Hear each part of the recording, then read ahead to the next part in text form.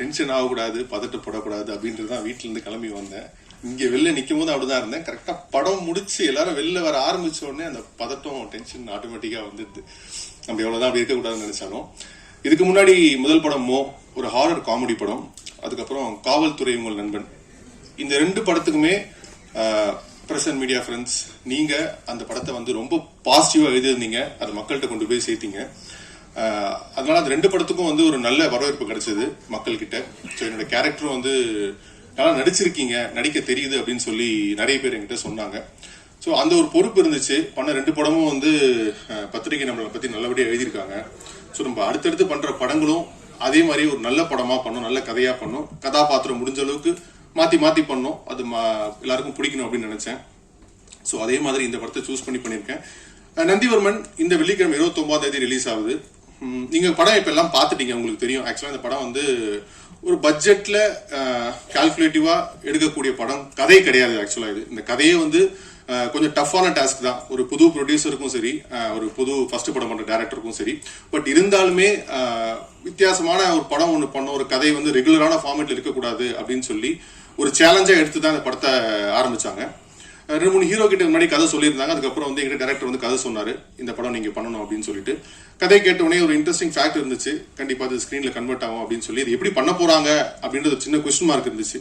அதுக்காக ப்ரொடியூசரை மீட் பண்ண உடனே சினிமா மேல அவ்வளோ பெரிய பேஷன் அவருக்கு. வேற ஒரு துறையில இருந்தாலும், அவ்வளவு பிஸியா இருந்தாலும், சினிமால ஜெயிக்கணும், சினிமால ப்ரூவ் பண்ணணும், அந்த ஆர்வம் எல்லாருக்குமே வராது. எத்தனையோ பேர்ட்ட எவ்வளவு பணம் இருந்தாலும் சினிமால ப்ரூவ் பண்ணும், சினிமால போய் ஜெயிக்கணும்னு ஒரு ப்ரொடியூசருக்கு வர ஆர்வம் இருக்குல்ல, அது இண்டஸ்ட்ரிக்கு ரொம்ப ஹெல்த்தியான விஷயம். ஸோ அது நம்ம எங்க ப்ரொடியூசர்கிட்ட இருந்துச்சு. அந்த வகையில் இந்த டீம் ஆக்சுவலா பிளஸ்ட் அவரோட கீழே படம் பண்றதுக்கு.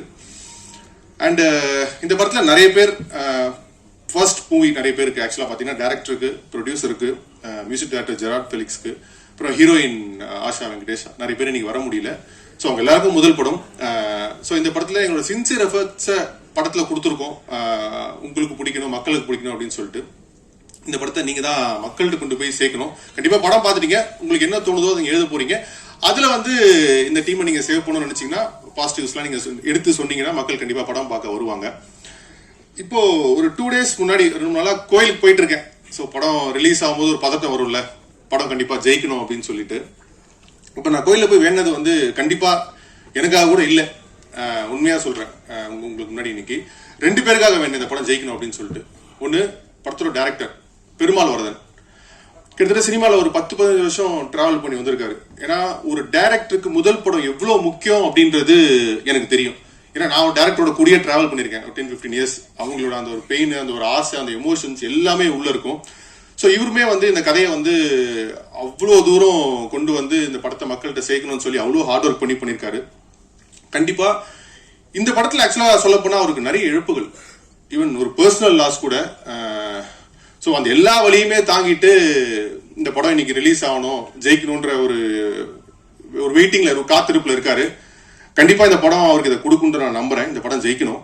அண்ட் 2வது எங்களோட ப்ரொடியூசர் அருண்குமார். சினிமா துறைக்கு ப்ரொடியூசர்ஸ் எவ்வளவு முக்கியம் அப்படின்றது முதல் சான்ஸுக்கு ஒரு 10 வருஷம் வெயிட் பண்ண ஒருத்தட்ட கேட்டா உங்களுக்கு தெரியும். ஏன்னா அந்த அளவுக்கு வெயிட் பண்ணிருக்கேன். ப்ரொடியூசருக்காக அவ்வளோ ஆஃபீஸ் ஏறி இறங்கியிருக்கேன் வாய்ப்பு கிடைக்கிறதுக்கு. ஸோ இந்த படத்துல பாத்தீங்கன்னா இந்த கதையை அவர்கிட்ட போய் சொன்ன டே 1ல இருந்தே இந்த படத்தை எப்படிலாம் பண்ணலாம், எவ்வளவு தூரம் இந்த படத்தை பெஸ்டா கொடுக்கலாம், மக்களுக்கு இந்த படம் எப்படி பிடிக்க வைக்கலாம், சின்ன சின்ன செலவெல்லாம் இல்லாம எங்கெங்கெல்லாம் படத்துக்கு செலவு பண்ணுமோ அங்க எல்லாமே செலவு பண்ணாரு. இப்ப இந்த ரிலீஸ்க்கு ஒரு 2 வாரமா ஒரு டைரக்ஷன் டீம்ல இருக்க ஒரு ஏடி, லாஸ்ட் ஏடி எந்த அளவுக்கு ஓடி ஓடி ஒர்க் பண்ணுவானோ, ப்ரொடியூசர் அந்த அளவுக்கு ஓடி ஓடி ஒர்க் பண்ணிட்டு இருக்காரு படத்தை கொண்டு போய் சேர்க்கணும்னு சொல்லிட்டு. அண்ட் அது ஒரு பெரிய கிஃப்ட். இன்னைக்கு நம்ம பணம் இருக்கும் போது படம் எடுத்துடலாம், அந்த படத்தை மார்க்கெட்டிங் பண்ணி பொசிஷன் பண்ணி மக்கள்கிட்ட கொண்டு போய் சேர்க்கறது சாதாரண விஷயமே கிடையாது. அப்படி ஒரு ப்ரொடியூசர் எங்களுக்கு கிடைச்சதுல எங்க டீம் ஆக்சுவலா அவருக்கு தேங்க்ஸ் சொல்லணும். அதை நான் இந்த ஸ்டேஜ்ல உங்களுக்கு சொல்லிக்கிறேன் பிரதர்.